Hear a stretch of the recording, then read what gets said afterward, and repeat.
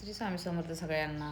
तर चला, काल तुकाराम येत असल्यामुळे आम्ही निघालो होतो तुकाराम महाराजांची फुलं टाकण्यासाठी. तर तुम्ही बघू शकता व्हिडिओमधून किती उन्हाची सुरुवात आत्ता सध्या झाली. तर ऊन कसलं कडक पडलेलं आहे. 11:30 वाजले होते तर ऊन बघा कसलं आहे.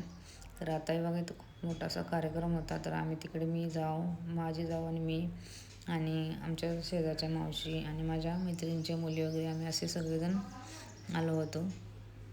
तर ते खूप मोठा कार्यक्रम असल्यामुळे खूप छान असं सजावट, मंडप वगैरे खूप छान असं घातलेलं होतं. तर आता आम्ही चपला वगैरे काढल्या. तेवढे जेंट्स पण तेवढेच होते, लेडीज पण तेवढेच होते. तर आता आम्ही आता दर्शन घेण्यासाठी निघालो. तर छान वाटले सगळं बघून. मी पण पहिल्यांदाच हे सगळं अनुभवलं. छान वाटलं की अजून आपल्या ह्याच्यामध्ये असली, म्हणजे आजच्या युगामध्ये एवढं असलं काही बघायला नाही भेटत. पण आम्हाला असं वाटलं की हां, हे अजून आपल्यामध्ये अजून कसली परंपरा चालू आहे की, किंवा म्हणू शकतो की अजून म्हणजे आपण कुठली परंपरा विसरलेली नाही असं वाटलं. तर आम्ही इथं लाईनमध्ये येऊन थांबलो होतो. तर इथं अजून कीर्तन चालू होतं, कारण 11:30 वाजले होते. तर आम्ही ऐकलं, थोडंसं छान वाटलं कीर्तन. तरी बघा इथं कीर्तन किती मस्त असं चालू होतं. तर इथं लाईनमध्ये आम्ही दर्शन घेण्यासाठी थांबलो होतो. तुकाराम महाराज हे आपल्याला माहितीच आहे, विठ्ठलांचे खूप मोठे भक्त आहेत. तर सगळ्याला, कारण माहितीच आहे सगळ्याला, कोणाला सांगावं नाही लागणार तुकाराम महाराजाचं.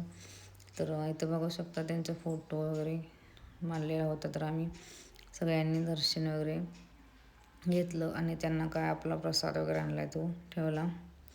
तर ह्याच्यामध्ये असं वाटतं की मस्त असं वाटलं मला तरी खूप. तर दर्शन घेऊन आम्ही आता बोललो अजून कीर्तन चालू होतं तर आम्ही जाऊन बसलो. तर इथं कीर्तन चालू होतं, मग त्याच्यानंतर फुलं वगैरे टाकले. त्याच्यानंतर बघा इथं जेवण पण होतं. तर आम्ही जेवण वगैरे केलं. जेवण करण्यासाठी पण भरपूर असे म्हणजे लेडीज वगैरे सगळे होते.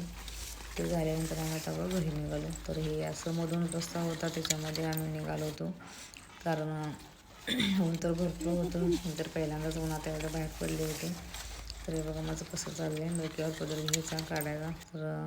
तर चला, आता दुपार झाली, रील वगैरे बनवून झाले माझे. आणि आता बघा हे आपलं शिलाईचं काम राहिले, कारण ब्लाऊज द्यायचं अर्जंटमध्ये, साधे 2.